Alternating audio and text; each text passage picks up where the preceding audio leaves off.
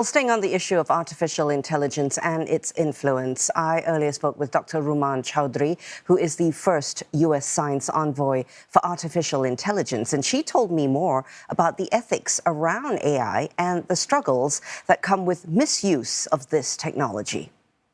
So I am the United States Science Envoy for Artificial Intelligence. It is a cohort of scientists every year who are appointed in their civilian capacity to talk about, and make collaborations with countries around the world. It's a program that's existed since 2009, and I'm the first artificial intelligence envoy.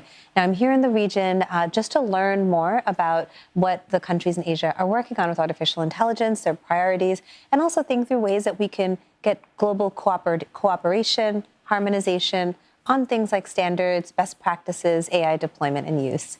Okay. And yesterday was a busy day. Everybody was watching election results.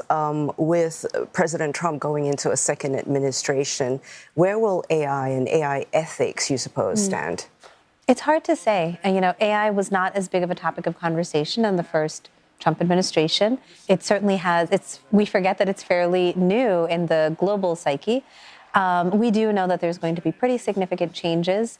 It happens with every administration. We're hoping that in the global conversation, the U.S. remains working and collaborating with other countries, again, as it relates to responsible use, safety, and security. You know, this industry of AI ethics, which is your specialization, is it something fairly new among all governments? And do you see them sort of struggling to put together a handbook for this?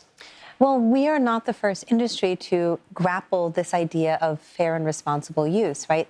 Fairness in banking is a commonly used practice that's existed for decades. In healthcare, we have practices around equitable and fair use. So in AI, it may be new. This is not the first time governments have grappled with this. So I think with this technology, we act as if everything is brand new. We've never faced it before. But we do have structures, paradigms, old ways we've thought about this that we can try to use and leverage. I do think that it is such a confusing technology. It's an all-encompassing technology. And frankly, it's one of the first times we face a technology that seems better or smarter than us. So I think it's a little bit daunting and intimidating. But we have successfully created structures like this before, and I'm confident we'll be able to do it again. What about enforceability? How tough is it to do that? Give us a snapshot of this scenario. I think enforceability is something we've been struggling with in tech since social media companies, right? Just this idea that these companies, they're massive, they're global, they have more money than entire GDPs of countries. What does enforceability even look like? Do you give a fine?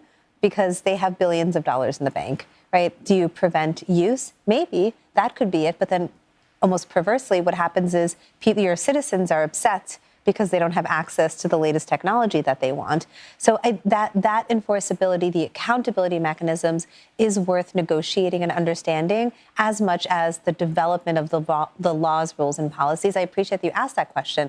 I think usually people are hyper-focused on what are the laws we write and how do we write it. And there's not enough focus on how can we actually enforce these laws when they're on books.